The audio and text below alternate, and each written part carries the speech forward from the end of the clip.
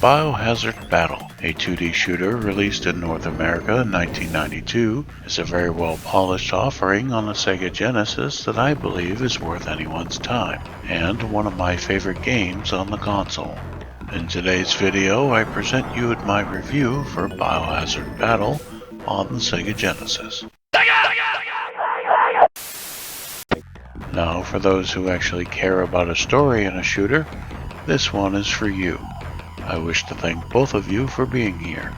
During G-Bio War, which was the first global war, the enemy released a virus which killed almost every living thing on the planet, save for a few survivors which were kept in suspended animation in a space station called the OP Odysseus, orbiting the planet Avaron. The space station's purpose is to keep these survivors alive until they can once again live on the planet. The crew, which had been in cryosleep for hundreds of years, were awakened by the space station's computer. The computer's probes saw that the planet could be inhabited again, although hostile. The crew is then tasked with finding a suitable place to set up a colony on the planet, giving the survivors of G-Bio War a new home. The graphical presentation is pretty decent. The scrolling backgrounds are welcoming and the color is right where it needs to be, bringing life to every stage. Wherever you end up, the enemies and environments easily complement each other and couldn't be a better match. Some stages have really neat effects, like the underwater level Oceania and the growing crystals found in Bauxite Mine. The animation for some of the enemies are really on point too, like giant leeches that dart across the screen, which have really fluid movement and are quite impressive to watch. I really wish all games displayed this level of detail. Instead of your typical run-of-the-mill variety like robots and spaceships with lasers, you'll be facing off against all kinds of insect-like beings that fly, crawl, and swim throughout the 8 levels. Also, for you seafood lovers out there, there's even flying squid. While the majority of the bad guys in Biohazard Battle are of an organic nature, there are non-biologicals as well, and combos of the two. Stages are pretty straightforward, traversing from left to right, a playstyle found in many shooters. In some places you can find cover from enemy fire, while others are a little tight, but most are wide open. You can also expect to be kept on your toes while some areas quickly scroll upward or downward.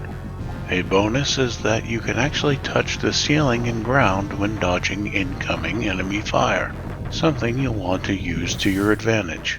This is a very welcome feature. As with most other shooters, doing so will result in a dirt nap.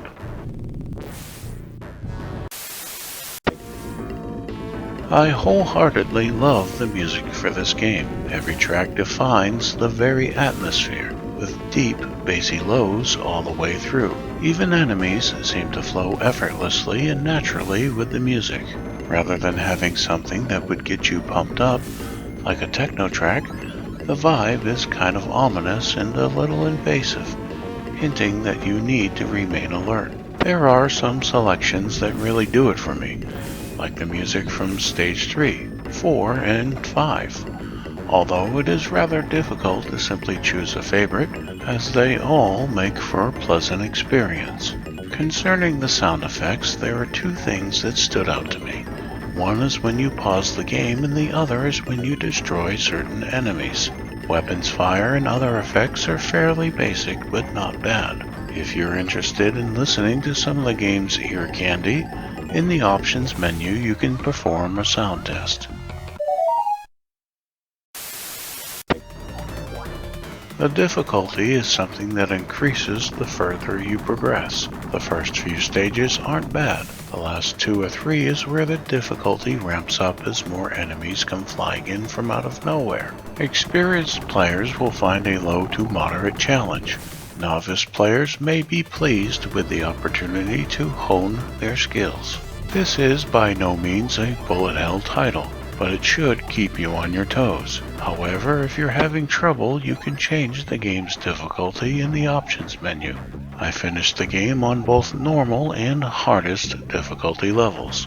On hard, there's an increase in the amount of projectiles flying across the screen, and they travel much faster. It's a bit more relaxed on normal. Boss battles, I feel, all around share a bit of the same difficulty. Nothing too unique about them. If you take your time and watch for their patterns, you should be fine.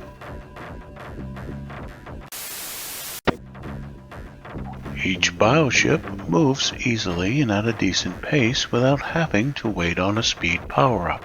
I'm not a fan of having to move sluggishly in a shooter until a speed booster appears. It just doesn't make sense to me. A combat vehicle needs to move quickly right out of the gate, otherwise it doesn't belong on the battlefield. Luckily, there are no speed items to collect in this game. All bioships have a power star which orbits around the player, moving when the player moves, but in the opposite direction. When making contact with enemies, even bosses, it causes damage. It also has the ability to block enemy projectiles, like a defensive shield. Think Gradius or R-Type here, except that you never lose the power star even if you meet your demise. The player can also charge and fire a secondary blast called a plasma wall by holding down the fire button and then releasing it. This plasma wall can usually destroy most enemies in one hit. While charging, the power star does not again fire until after the plasma wall charge is released. The plasma wall only fires in one direction, which is forward. There are 7 sub-weapons you can use and upgrade, referred to as seed weapons in the instruction manual. Each one can be upgraded by collecting the same color energy seed up to 3 times, which increases your power. Energy seeds are the 4 different colored orbs you'll see floating around in each level, scattered by the space station to help you on your mission. Each bioship has 4 different sub-weapons, 1 weapon per color, and all share at least 1 weapon in common with another bioship. Found a weapon you like, but want to try another one without losing your power level?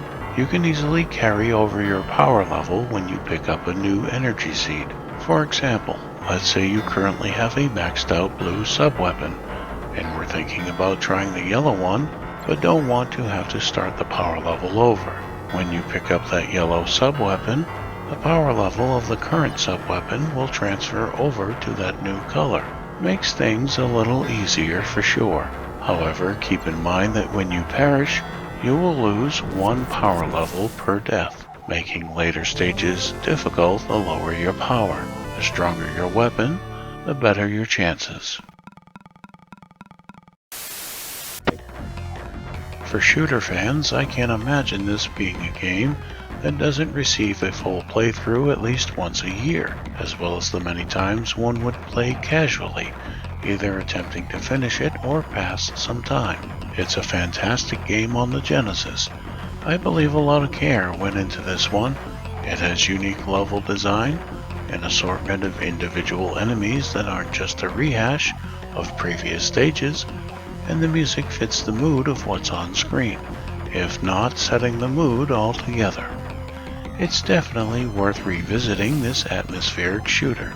Add to that a simultaneous 2-player experience, and the fun amplifies.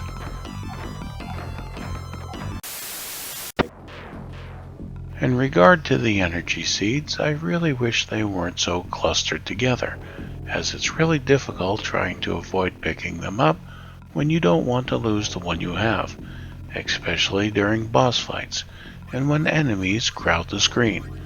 On the flip side, they're definitely not in short supply.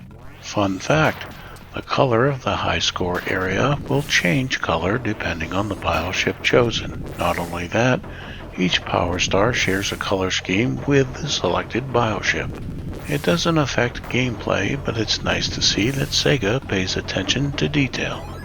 I highly recommend using the Seeker laser during your playthrough. It is a very powerful sub-weapon, especially when fully upgraded. and dispatches your foes right nicely. And finally, be thankful for that auto-fire feature. The Japanese version of the game doesn't have it. This is Random Battle signing off, and until next time, stay random and battle on.